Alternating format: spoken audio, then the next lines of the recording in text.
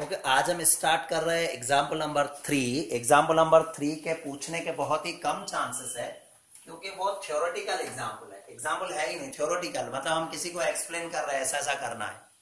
जैसे कि पहले मैं कुछ नोट्स लिखवा लेता हूं आपको, जो भी मैं कह रहा हूं ध्यान से लिखना, और उस नोट्स को भी मैं एक्सप्लेन करता हुआ जाऊंगा। उसके बाद क्या होगा, बाद में ये क्वेश्चन पढ़ेंगे तो सॉल्यूशन आ जाएगा आपको। लिखो, अब जो मैं नोट्स लिखवा रहा हूं लिखो। when total is undercast, ये बात पहले भी आप कर चुके हो। when total is undercast, write the amount on the same side. when total is undercast, write the amount on same side of the account. same side of the account. दूसरी point लिखो, फिर मैं दोनों एक्सप्लेन कर रहा हूं। दूसरी point लिखो, when total is overcast, when total is overcast, write the amount on opposite side. write the amount on opposite side of the account. Opposite side of the account. अब पहले ये दो रूल को समझ ले। देखो, पहले दो रूल को समझ ले। अभी आपको एंट्रीज नहीं लिखनी है, आपको खाली वर्डिंग में लिखना है। जैसे मुझे ऐसा कहा, ये परचेज बुक है, परचेज बुक का टोटल मैंने 3000 कम लिखा है। 3000 कम लिखा है मतलब क्या कि एक्चुअली टोटल इसका 60,000 आ रहा था, पर मेरा 3000 गलती में टोटल में मिस्टेक हो गई, मैंने 57 लिख लिया। सही टोटल 60 है। जब मैंने टोटल किया, कैलकुलेटर की गलती हो गई या मेरी गलती हो गई, मैंने टोटल किया तो 57 मैंने लिख लिया, रियल में 60 है। तो मैं इसे क्या कहूंगा, purchase book is under cast by ₹3000। Purchase book को मैंने अंडर कास्ट किया हुआ है 3000। तो अब सोचो, परचेज बुक आपको मैंने ट्रायल बैलेंस सिखाया था, उसमें हर एक बुक की, हर एक अकाउंट के कुछ बैलेंसेस होते हैं, किसी का डेबिट बैलेंस, किसी का क्रेडिट बैलेंस। आप ये याद रखो, परचेज का कौन सा बैलेंस होता है, डेबिट बैलेंस। आप हमेशा लिखते हो परचेज अकाउंट डेबिट। परचेज को डेबिट पे लिखा जाता है, सेल को क्रेडिट पे लिखा जाता है। कोई भी खर्चा होता है ना, सैलरी है, रेंट है, ज्यादातर सैलरी का, रेंट का, इनका डेबिट बैलेंस होता है। कोई भी इनकम होती है, उनका क्रेडिट बैलेंस होता है। तो मुझे अगर कहा गया कि परचेस का टोटल मैंने 3000 रुपए कम लिखा है, तो मैं इसको सेंटेंस में बना के क्या लिखूंगा, this error can be rectified by writing ₹3000 on the debit side of purchase book. मुझे अभी वर्डिंग में लिखना है, तभी ये ज्यादातर पूछते नहीं है।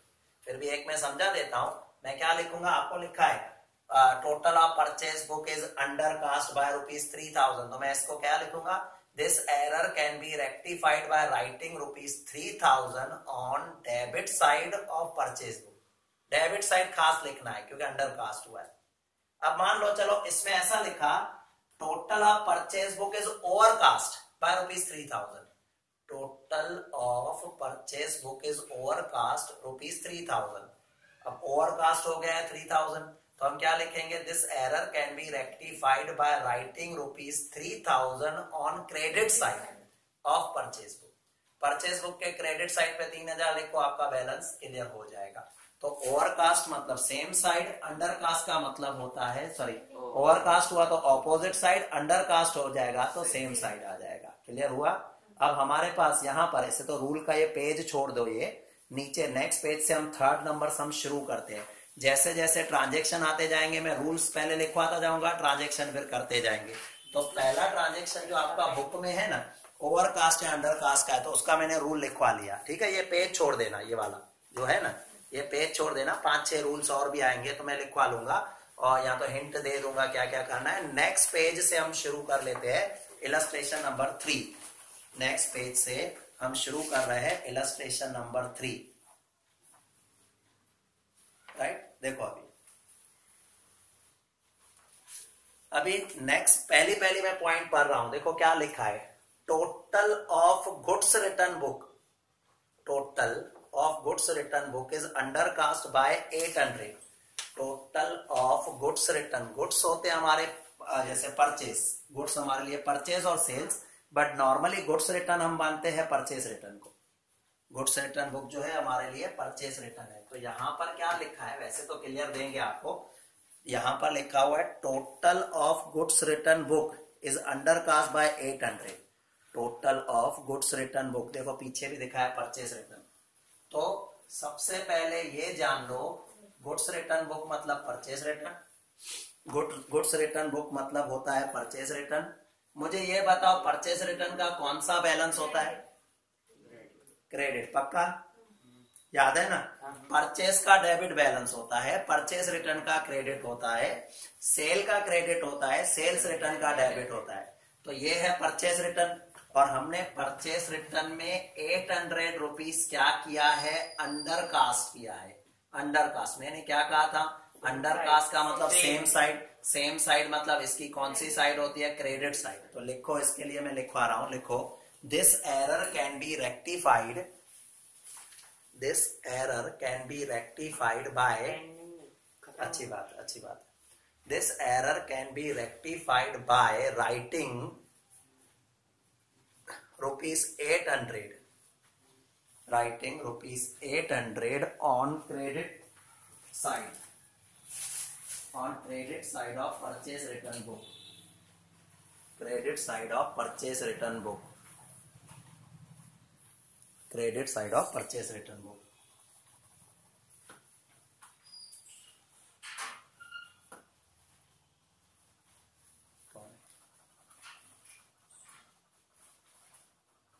ओके, अभी सेकंड पॉइंट पर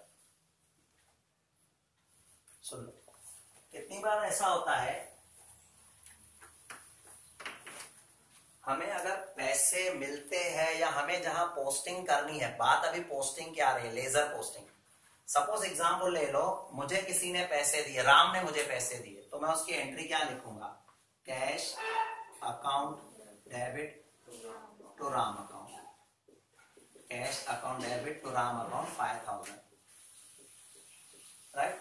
अब हुआ क्या, मुझे इसकी लेजर पोस्टिंग करनी है, तो लेजर पोस्टिंग में कौन से अकाउंट आएंगे? एक यूज होगा कैश अकाउंट और दूसरा होगा राम अकाउंट, ठीक है, ये कैश और ये Ram.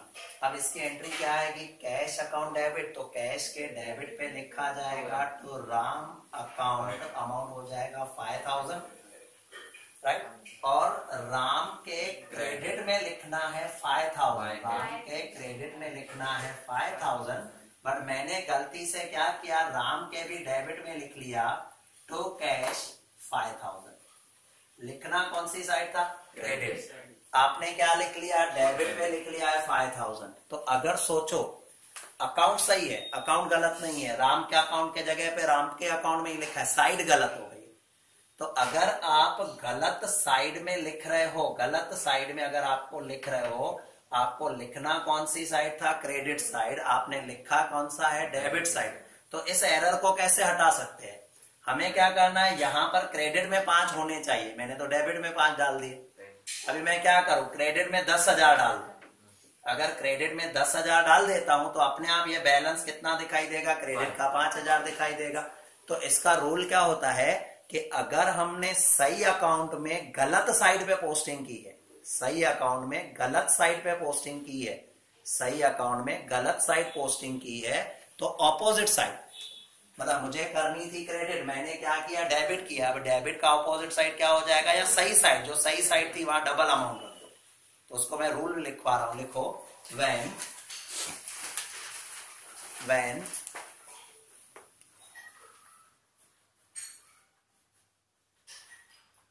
when in correct account, when in correct account wrong side posting is done, wrong side posting is done, wrong side posting is done, then to rectify this error,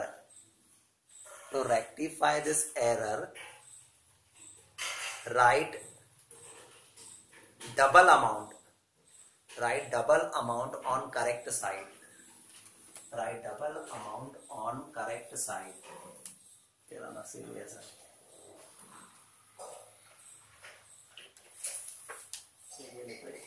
right, double amount on correct side. अब देखो हम आ जाएंगे example में वापस। Example number जो है 3, उसमें second point क्या लिखी हुई है, ध्यान से सुनना। ₹400 received from Prerna a customer. यहाँ गलती क्या हुई है, अमाउंट की भी गलती हो गई है। देखो खाली अमाउंट ये नहीं है, इस पोस्टेड इन अकाउंट 840। ध्यान से सुनना, ये वाला मुझे रूल लिखवाने की जरूरत नहीं, सीधे समझ में आएगा। एक कस्टमर है प्रेरणा, देखा ना प्रेरणा, क्या नाम है, प्रेरणा, ठीक है। उससे पैसे मिले हैं, कितने पैसे मिले हैं, 480। हमें जो अमाउंट मिला हुआ है वो 480 मिला है। कैश अकाउंट डेबिट 480 तो प्रेरणा अकाउंट 480। अब मैं जब लेजर पोस्टिंग कर रहा था तो कैश के डेबिट में मैंने लिखा तो प्रेरणा अमाउंट लिखा 480, और प्रेरणा के क्रेडिट साइड में मुझे लिखना था, यहाँ पर लिखना था बाय कैश, और मैंने क्रेडिट साइड ही लिखा, गलत नहीं लिखा, लिखा नहीं है कि मैंने गलत लिखा है। अमाउंट खाली कर दिया 840, अमाउंट मैंने 840 कर दिया। सोचो आपने साइड सही यूज की है, साइड गलत नहीं है आपकी, खाली ज्यादा अमाउंट लिखा है, साइड सही है। इसे हम कह सकते हैं ओवरकास्टिंग हो गया। जैसे पहला रूल बताया ना, ओवरकास्टिंग, ज्यादा लिख लिया, आपको लिखने थे 480, आपने लिख लिया 840, कितने का डिफरेंस, कितना ज्यादा लिखा है। जितना डिफरेंस ज्यादा है ना, वो आप कौन सी साइड कर लो, डेबिट साइड कर लो, ऑपोजिट साइड कर लो। डेबिट मतलब नेक्स्ट सम में अगर मान लो ये डेबिट किया तो क्रेडिट कर देंगे, राइट। तो डिफरेंस कितना है दोनों का निकालो, तो 840 और 480 का डिफरेंस कितना है, निकालो कैलकुलेटर में। 480 और 840, 440, 360 आ रहा है, 360 लिखो, लिखो। This error can be rectified, this error can be rectified by writing, this error can be rectified by writing rupees 360 on debit side of Prerna's account. This error can be rectified by writing 360 on debit side of Prerna's account, right? अब हम third transaction देख लेते हैं, third वाला।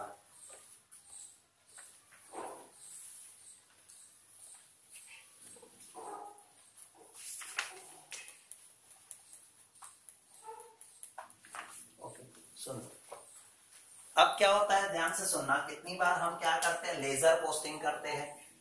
अब ledger posting करते सारे के सारे अकाउंट क्लोज करते हैं। आपने देखा होगा जनरल एंट्री लिखी, उसके बाद लेजर पोस्टिंग होता है। लेजर पोस्टिंग के बाद नेक्स्ट स्टेप होता है ट्रायल बैलेंस बनाना। आपने सारे बैलेंस कहाँ ट्रांसफर कर देते हो, ट्रायल बैलेंस। जैसे परचेज का है तो ट्रायल के बैलेंस के डेबिट साइड पर, सेल्स है तो ट्रायल बैलेंस के क्रेडिट पर, सैलरी है तो ट्रायल बैलेंस में डेबिट, सारे खर्चे ट्रायल बैलेंस में डेबिट आती है, इनकम होती है क्रेडिट में आती है। बट कितनी बार क्या होता है, कोई बैलेंस लिखना रह गया, जैसे डेटर। अब डेटर का कौन सा बैलेंस होता है, डेबिट बैलेंस, लिखना ही रह गया, तो आप वही सेम अभी ट्रायल बैलेंस में लिख लो। कुछ लिखना रह गया है, कोई गलती नहीं की, साइड गलत नहीं है, अमाउंट गलत नहीं है, खाली लिखना रह गया है। तो हमें क्या करना है, जैसे डेबिट की कोई चीज रह गई है तो डेबिट पे रख दो, क्रेडिट की रह गई है तो क्रेडिट पे रखो। यहाँ इन्होंने क्या लिखा है, देखो third number adjustment, third number point में पढ़ रहा हूँ, बैलेंस ऑफ 5000 ऑफ कौशिक। तो क्वेश्चन आएगा कौशिक कौन, तो लिखा है अ डेटर। कौशिक जो है डेटर है, left unrecorded in trial balance, trial balance में लिखना ही रह गया। तो सोचो कौशिक डेटर है और डेटर का बैलेंस कहाँ रखा जाता है, डेबिट में रखा जाता है। तो इस एरर को कैसे सुधार सकते हैं, डेबिट साइड ट्रायल बैलेंस के हम 5000 रख देंगे। तो लिखो this error can be rectified, rule में नहीं जहां पर आंसर चल रहे हैं, this error can be rectified by writing ₹5000, this error can be rectified by writing ₹5000 on debit side. कोई बनाने की टेबल नहीं, टेबल वगैरह नहीं बनाने, on debit side of trial balance, on debit side of trial balance. ये third हो गया आपका।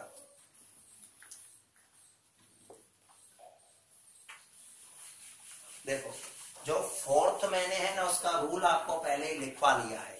जो फोर्थ है ना, उसका रूल मैंने पहले आपको लिखवा लिया है। मैंने आपको क्या लिखवाया कि अगर अकाउंट सही हो बट साइड गलत हो, अकाउंट सही हो, साइड गलत हो तो डबल अमाउंट हमें करेक्ट साइड पे लिखना, वो ये आया है। पढ़ो तो विकी, पढ़ो क्या लिखा है। ₹900 पेड टू मनन। सुनो, मनन को हमने 900 पे किया। एंट्री में क्यों लिखवाता हूँ, आइडिया आएगी कि डेबिट पे आएगा कि क्रेडिट, क्योंकि ये बताते नहीं है। तो हमें मनन को कितना पे किया है, 900। तो मनन अकाउंट डेबिट टू कैश, ये एंट्री है 900 की। दैट मीन्स जब हम इसकी लेजर पोस्टिंग करेंगे तो ये मनन अकाउंट में डेबिट पे आएगा और कैश अकाउंट के कौन सी साइड में आ जाएगा, क्रेडिट साइड में कैश में आएगा। हमने गलती क्या किया, पढ़ो। Is recorded correctly in cash book but cash book में देखो करेक्ट लिखा है, मतलब कैश में तो क्रेडिट में 900 लिखा था तो वो तो करेक्ट लिखा है, मतलब कैश को कुछ भी मत करो। But by mistake it is credited to his account. अब सुन लो, हमने मनन को पैसे दिए, मनन डेबिट होना चाहिए, पर मनन के अकाउंट में हमने क्या कर दिया है, क्रेडिट साइड पे लिख लिए 900। तो जो मैंने सेकंड रूल आपको आगे लिखा है ना कि अगर अकाउंट सही है बट आपने गलत साइड लिखा है, गलत साइड मतलब इनकी क्रेडिट पे लिखा है, तो अभी आपको डबल अमाउंट क्या करना है, करेक्ट साइड पे रखना है। अब करेक्ट साइड इसकी डेबिट है तो आप डेबिट पे कितना अमाउंट रख दोगे, 1800 रख दोगे तो हो जाएगा। तो लिखो this error can be rectified, this error can be rectified by writing 1800 on debit side of Manan account, writing 1800 on debit side of Manan account, debit side of Manan account. Next,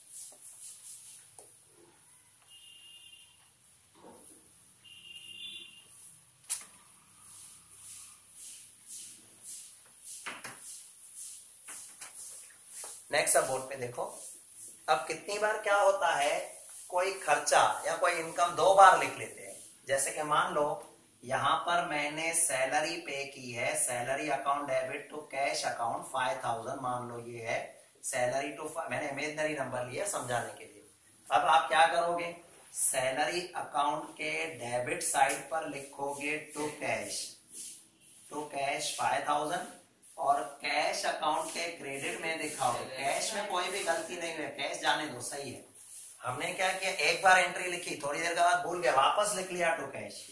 मतलब आपने क्या किया, 5000 लिखना था वो सही लिखा, but थोड़ी देर के बाद गलती से वापस लिख लिया, मतलब 5000 की दो बार एंट्री आ गई है, खर्चा डबल दिखाया है। तो आप इसको रेक्टिफाइड कैसे कर सकते हो, सैलरी के अकाउंट में 5000 क्रेडिट कर दो, इरेज नहीं करना है, क्रेडिट करना। 5 तो लिखना था, वैसे ट्वाइस मतलब दो बार लिखा, एक बार लिखा वो सही किया, जो एक बार एक्स्ट्रा लिखा है उसको हटाने के लिए ऑपोजिट साइड, ऑपोजिट मतलब ये इनकम होती तो मैं डेबिट पे लिखता, और अब ये सैलरी खर्चा है डेबिट पे, तो उसको मैं कौन सी साइड लिखूंगा, क्रेडिट। वही ट्रांजेक्शन आपका है, देखो मैं पढ़ रहा हूँ, salary of ₹1000 debited twice to salary account, यहाँ 5000 की जगह खाली 1000 है।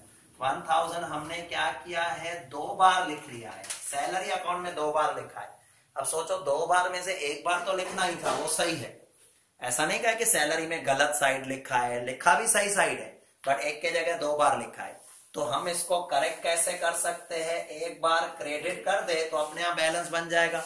तो लिखो this error can be rectified, this error can be rectified by writing, this error can be rectified by writing ₹1000, ये भी बंद हो गया, 1000 5000 तो मैंने एग्जाम्पल दिया था। This error can be rectified by writing ₹1000 on the credit side of salary account, credit side of salary account. Next,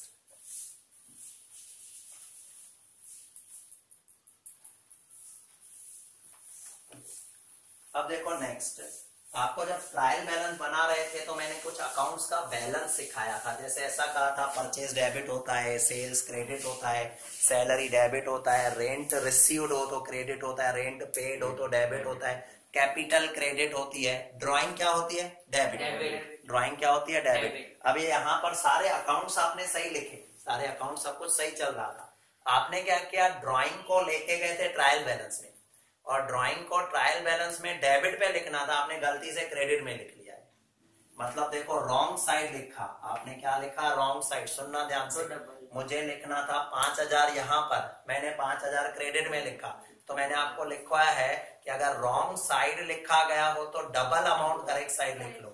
यहाँ भी गलती वही है, देखो क्या लिखा है, मैं पढ़ रहा हूँ। लिखा हुआ है 2500 the balance of drawing account shown on the credit column of trial balance. Credit side पर हमने 2500 दिखा दी है, अभी क्रेडिट पे 2500 दिखा दी है, तो इसको करेक्ट करने के लिए आएगी कहाँ ड्रॉइंग, डेबिट पे आएगी। तो आपको डेबिट पे क्या लिखना पड़ेगा, 5000 डबल अमाउंट लिखना पड़ेगा। समझ में आ रहा है डबल अमाउंट क्यों, क्योंकि अगर मैं खाली 2500 लिखूंगा तो ये तो सेम हो जाएगा, तो हमने तो एंट्री लिखी नहीं, तो 5000 लिखोगे तो जाके करेक्ट होगा। लिखो this error can be rectified by writing ₹5000।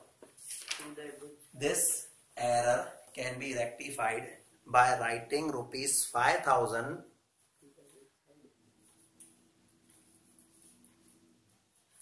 on the debit,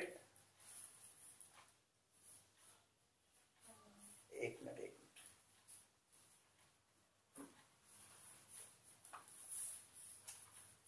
इसने क्या लिखा है, सॉल्यूशन है, इसने क्या लिखा है कि वो पुराना वाला ट्रायल बैलेंस फाड़ दो, उसकी जगह नया ट्रायल बैलेंस बना लो।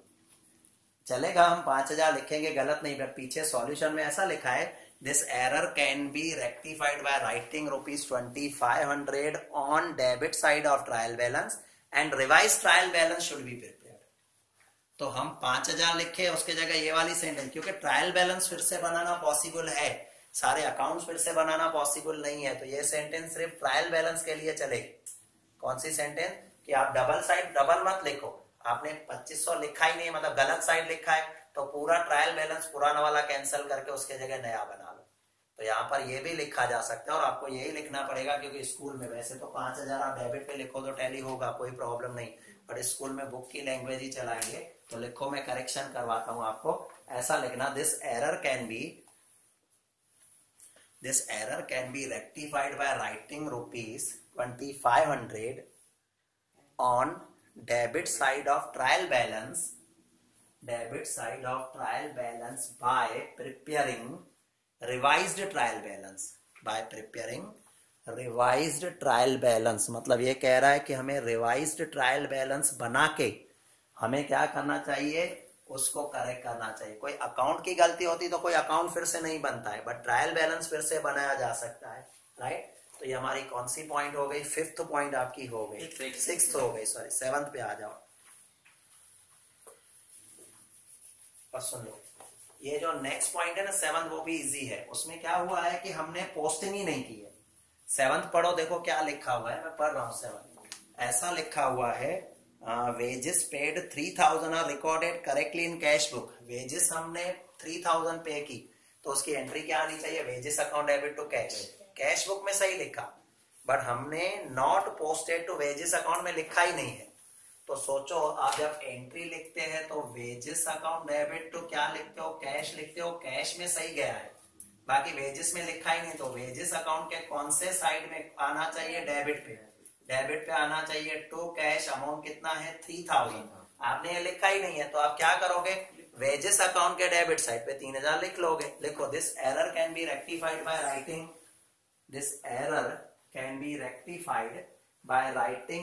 ₹3000 on debit side of wages account,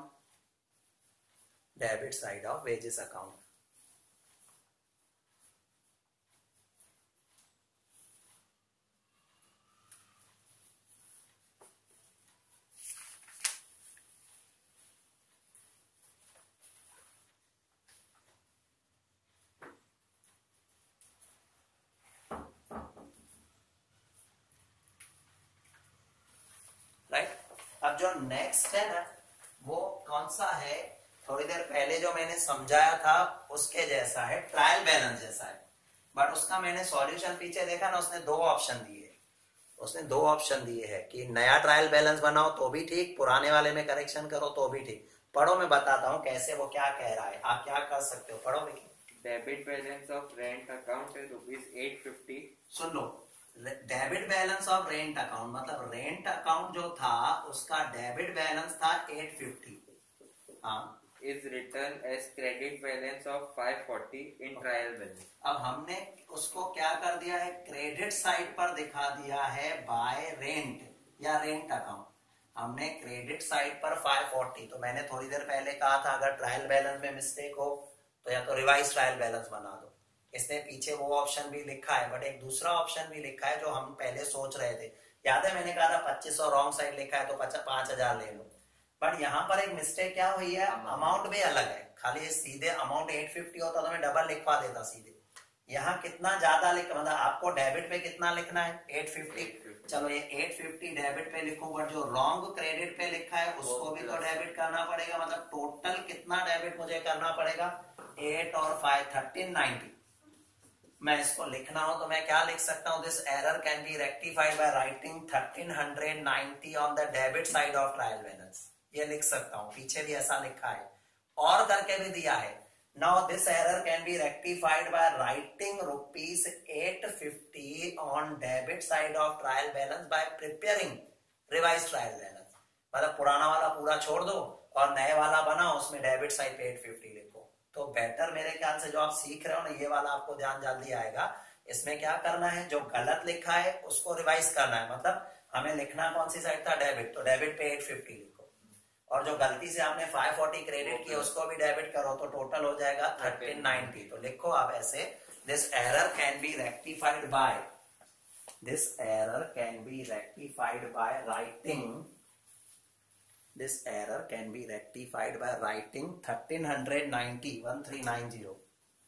1390 on debit side of trial balance, on debit side of trial balance. हाँ बिल्कुल, पीछे टेक्स्ट बुक में ही दिया है, मैंने तभी तो चेक किया, बट टेक्स्ट बुक में ये भी दिया है और भी लिखा है। मतलब दो रीजन दिए कि और preparing a new trial balance and writing 850 on the debit side, दोनों सही है। नेक्स्ट, ये हमारा 8 हो गया। 9, 240 paid for general expenses posted to that account 140। मतलब यहाँ पर क्या है, हमने जनरल एक्सपेंसेस के 240 पे किए हैं, बट हमने उस अकाउंट में पोस्ट कितना किया है, 140। मतलब ऐसा नहीं कहा कि गलत साइड पे पोस्ट किया है, नहीं। और जनरल एक्सपेंसेस का कौन सा बैलेंस होता है, debit balance. Debit balance debit side पे कम लिखा है, कम लिखा गया हो तो सेम उतना ही डिफरेंस अमाउंट, कितना डिफरेंस अमाउंट कम लिखा है 100, तो 100 हम डेबिट कर सकते हैं। तो लिखो, this error can be rectified by, this error can be rectified by writing, this error can be rectified by writing 100 on debit side, 100 on debit side of कौन सा एक्सपेंस था, जनरल एक्सपेंसेस, जनरल एक्सपेंसेस।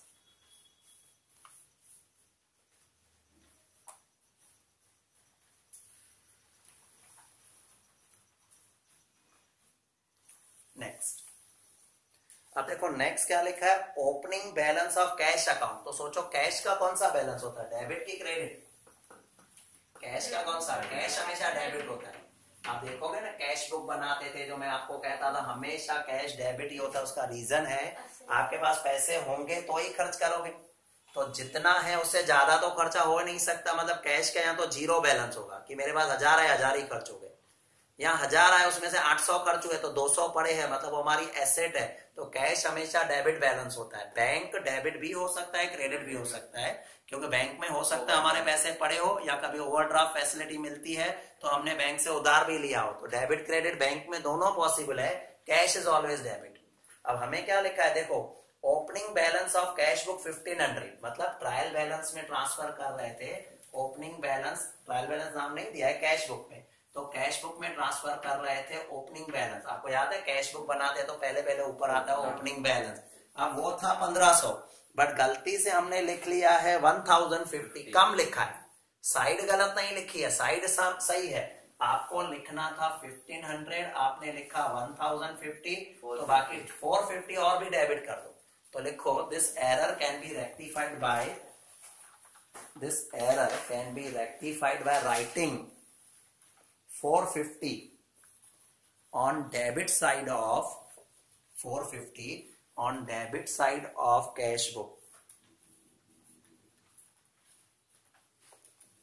यहां पर ये example आपका complete हो गया। अब इसके बाद इलस्ट्रेशन 4 कैंसल है, इलस्ट्रेशन 5 6 कैंसल है। अब हम आ जाएंगे एक्सरसाइज पर। एक्सरसाइज में एमसीक्यू में टिक करवा लेता हूँ आपको, और 1 लाइन 2 लाइन के वाले थोड़े बहुत करना। और ऑलरेडी मैंने आपको क्वेश्चन नंबर 4 5 होमवर्क दिया था, अब आज 6 भी कर लेना। 7 के बाद करने की जरूरत नहीं है आपको, 6 तक ही करना सिर्फ, पीछे 7 8 9 10 कैंसल है तो उसको मत करना, ठीक है। अभी मैं एक्सरसाइज पे आ रहा हूँ। कुछ एमसीक्यू है और वो इम्पोर्टेंट एमसीक्यू है, पूछे ही जाते हैं। पेज नंबर आपका 21, पेज नंबर 21, टेक्स्ट बुक में आ जाओ, पेज नंबर 21 पर मिल गया। देखो नेक्स्ट लिखा हुआ है when the transaction is left unrecorded in primary books। अच्छा एरर, एक मिनट, तो ये जो चैप्टर है उसके कुछ बेसिक मुझे समझाने थे, थोड़ी बहुत थियरी मुझे करनी पड़ेगी। देखो थियरी में आ जाओ, टाइप्स ऑफ एरर, क्योंकि यहां पर हमने एरर का रेक्टिफिकेशन तो सीखा, बट एरर क्या होती है वो सीखा ही नहीं। फर्स्ट पेज पे है, फर्स्ट पेज पे जो चार्ट है ना वो पूरा मैं समझा रहा हूं, अभी 11th में नहीं बट आगे लाइफ में कहीं भी काम आएगा आपको। देखो सबसे पहले एरर मतलब क्या? एरर मतलब कोई भी गलती। एरर का मतलब होता है कोई भी गलती, जिसे हम कहते हैं एरर, राइट। अब यहां पर नीचे देखो, एरर के नीचे लिखा हुआ है टाइप्स ऑफ एरर। एरर कौन कौन सी हो सकती है? तो लिखा है error which do not affect trial balance और error which affect trial balance. हालांकि इतनी लेवल तक आपका है नहीं कोर्स, बट मैं सिर्फ आपके नॉलेज के लिए समझा रहा हूं। कुछ गलतियां ऐसी होती है जिसके वजह से ट्रायल बैलेंस टैली नहीं होता है। कुछ गलतियां ऐसी होती है जिसके वजह से ट्रायल बैलेंस टैली नहीं होता है, और कुछ गलतियां ऐसी होती है जो ट्रायल बैलेंस टैली हो जाता है, फर्क ही नहीं पड़ता, पता नहीं चलता है। जैसे एग्जांपल ले लो, मान लो मुझे यहां पर कहां ट्रायल बैलेंस टैली नहीं होगा। जैसे मान लो मुझे लिखना था cash account debit to Ram account, तो मैंने कैश में तो डेबिट पे लिखा, कैश में डेबिट पे लिखा, राम के क्रेडिट में लिखना था, बट गलती से मैंने राम के डेबिट पे लिख लिया। तो होगा क्या? कैश को आपने क्या किया? डेबिट। राम को क्या किया? डेबिट। तो ट्रायल बैलेंस टैली नहीं होगा, क्योंकि अकाउंट के रूल के हिसाब से एक डेबिट होता है, एक क्रेडिट होता है। आपने दोनों ही डेबिट कर दिया, अभी ट्रायल बैलेंस टैली नहीं होगा।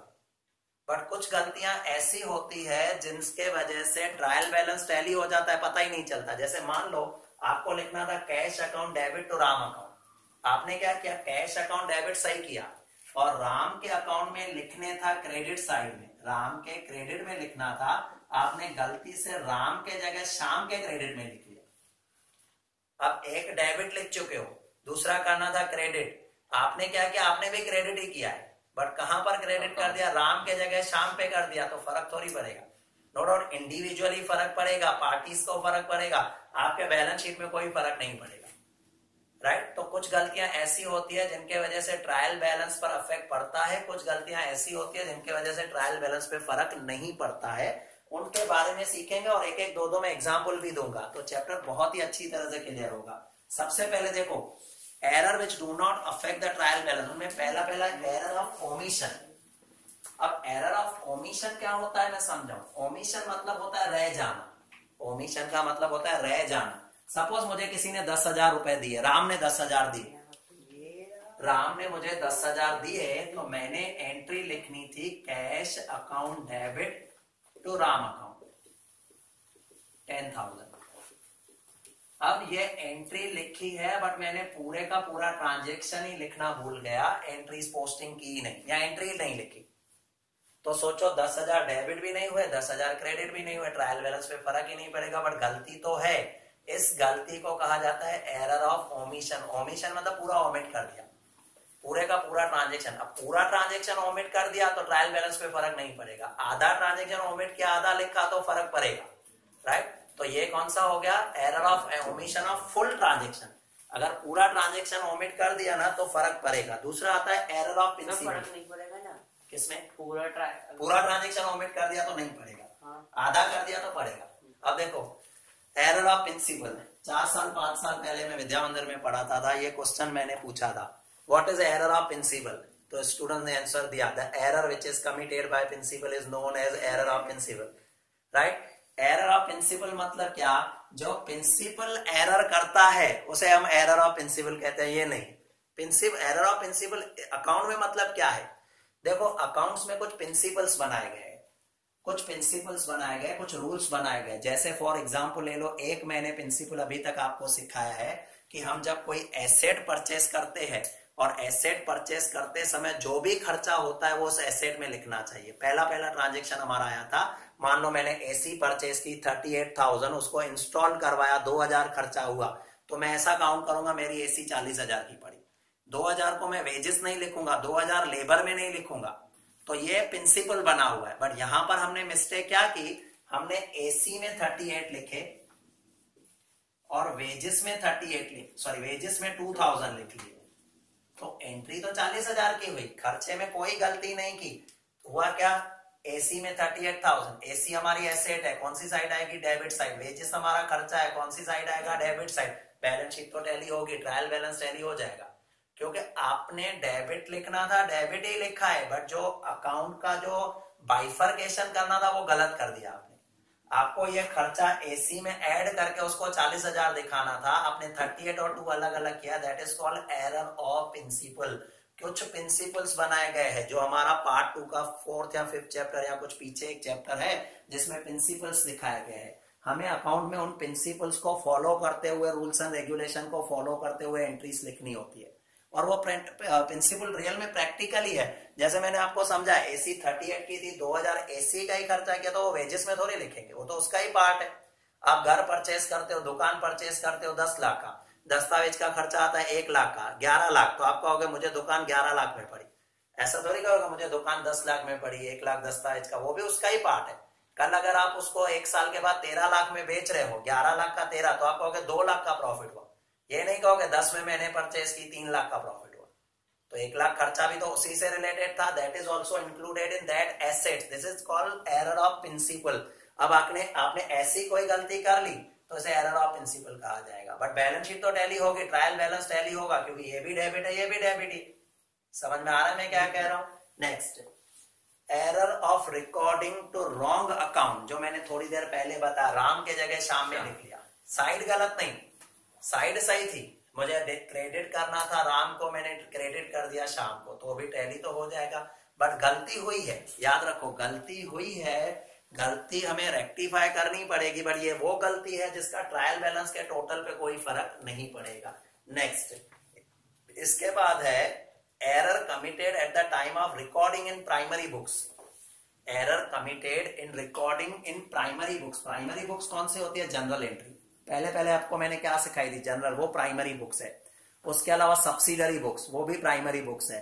परचेज बुक, सेल्स बुक, और इसके बाद आता है परचेज रिटर्न, सेल्स रिटर्न, वो कैश बुक, ये प्राइमरी बुक्स है। अब ऐसे टाइम में आपने एंट्री नहीं लिखी, सपोज किसी ने 10,000 आपको दिए, कैश बुक में लिखा ही नहीं, उस टाइम अगर आपने कोई गलती की है या उस टाइम कोई गलत एंट्री लिखी है, गलत एंट्री, तो उसके इफेक्ट भी क्या आ जाएंगे, गलत। जैसे कि राम के जगह शाम लिख लिया, आपने खर्चा किया है, इनकम हुई है, बट आपने उसको एक्सपेंडिचर के तौर पे दिखा दिया, तो वो प्राइमरी में ही लिखा है गलत। सपोज 10,000 मुझे रेंट मिला, 10,000 मुझे रेंट मिला है, बट मैंने ऐसा दिखा 10,000 रेंट पे किया है, rent account debit to cash. अब ये कौन सा बुक बन रहा है, प्राइमरी बुक। मैंने प्राइमरी बुक में ही गलती कर दी, तो क्या हुआ, rent account debit to cash, एक डेबिट हुआ, एक क्रेडिट हुआ। आगे चल के ट्रायल बैलेंस को कोई फर्क ही नहीं पड़ेगा, क्योंकि एक डेबिट हो रहा है, बट गलती हुई है, ट्रायल बैलेंस पे कोई फर्क नहीं पड़ेगा। तो अगर हमने प्राइमरी बुक्स होते हैं जनरल एंट्री और सब्सिडरी बुक, उनमें गलती की तो ट्रायल बैलेंस पे कोई फर्क नहीं पड़ेगा। फिर कॉम्पनसेटिंग एरर। कॉम्पनसेटिंग एरर मतलब जो मैंने उस दिन भी समझाया था, कुछ गलतियां ऐसी होती है जो एक दूसरे को एडजस्ट कर लेती है, कुछ गलतियां ऐसी होती है जो एक दूसरे को एडजस्ट कर देती है, उसे कहते हैं कॉम्पनसेटिंग एरर। जैसे एक एग्जांपल के साथ दे रहा हूं, मुझे किसी स्टूडेंट ने 10,000 फीस दी, मुझे किसी स्टूडेंट ने 10,000 रुपए फीस दी, मैंने कहा ठीक है मैं लिख लेता हूँ, नहीं लिखा, भूल गया थोड़ी देर में। उसके बाद आज शाम को मैंने जेरोक्स वाले को 10,000 रुपए पेमेंट की, 10,000 पेमेंट किया, उसको भी खर्चे में लिखा ही नहीं। अब इधर से 10,000 आए, उधर से 10,000 गए, ना तो मैंने इनकम लिखी ना तो मैंने खर्चा लिखा। शाम को मैंने कैश का टोटल किया, 50,000 होने चाहिए, 50,000 है, क्योंकि वो 10 आए, मैंने उसकी एंट्री नहीं लिखी। अगर वो 10 की एंट्री लिखता तो 60 होते। फिर सामने 10,000 का पेमेंट किया, वो भी नहीं लिखा, तो इसका मतलब 10 आए 10 गए, चले गए, वो कहीं भी एंट्री दोनों की नहीं लिखी है, तो ऐसी गलती हुई जो कॉम्पनसेट हो गई। आज अगर ऐसा होता ना 10 फी आई और सामने 5 जेरोक्स वाले को दिए, तो फिर नॉर्मली दोनों एंट्रियां गलत होती ना, नहीं लिखता अगर मान लो, तो मेरा टोटल कैश का 55 हो जाता। फिर मैं सोचता यार कहीं ना कहीं तो गड़बड़ है, मेरे बुक्स में तो 50 हो रहे हैं और कैश मेरे हाथ में 55, मतलब कोई ना कोई एंट्री भूल गया। फिर मैं ढूंढता, अब यहाँ तो 10 आए, 10 यहां चले गए, तो ऐसी गलती जो में दोनों के दोनों एंट्रियां सेट हो गई, तो फिर उसे कहते हैं कॉम्पनसेटिंग एरर। और कॉम्पनसेटिंग एरर का भी ट्रायल बैलेंस पे कोई फर्क नहीं पड़ेगा, क्योंकि दो एंट्रियां ऐसी है जो आप सेम टाइम पे भूल गए हो।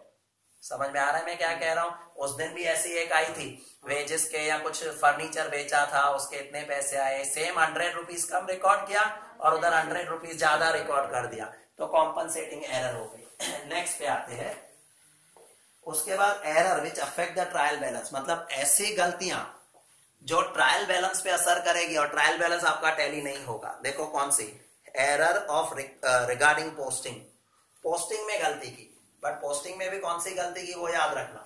आपने क्या किया, डेबिट साइड पोस्ट करना था, उसके जगह क्रेडिट में कर दिया। अब डेबिट में करना था राम के अकाउंट में, आपने डेबिट में किया श्याम के अकाउंट में, तो मिस्टेक नहीं मिलेगी आपको।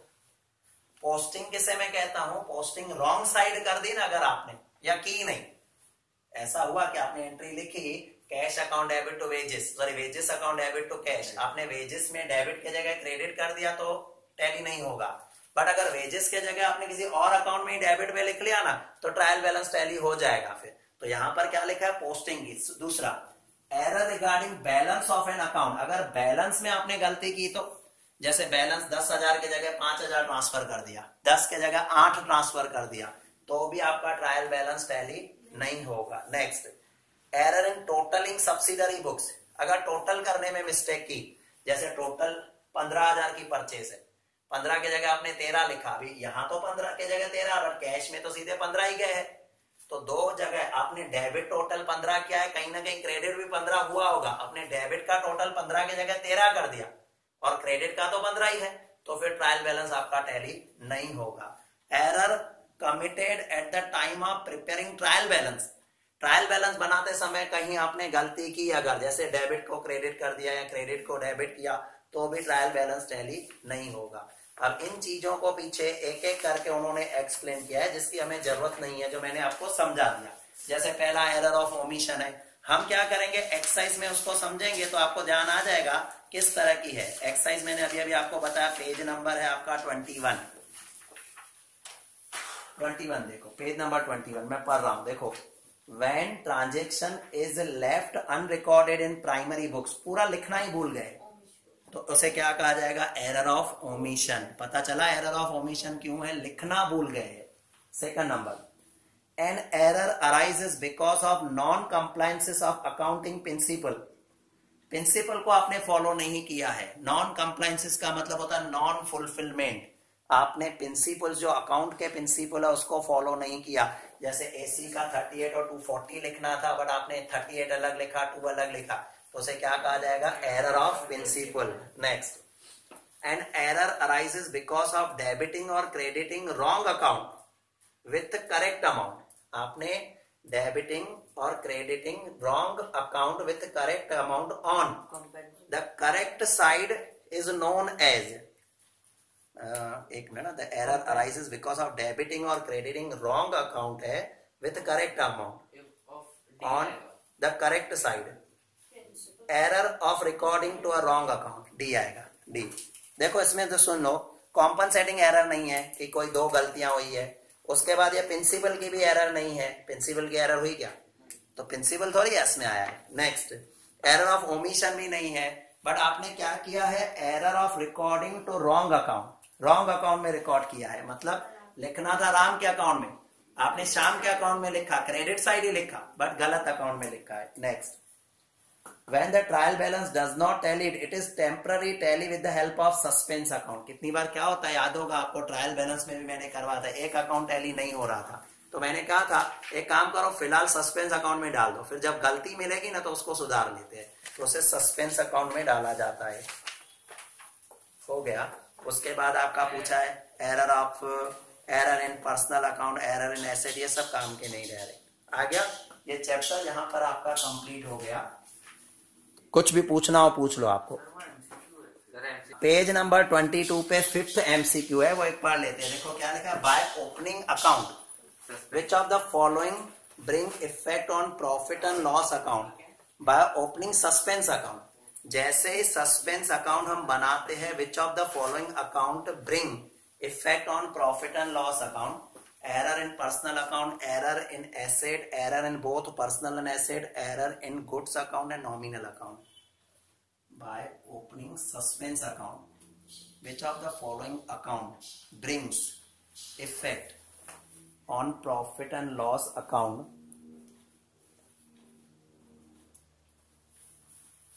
डी आएगा, डी है ना।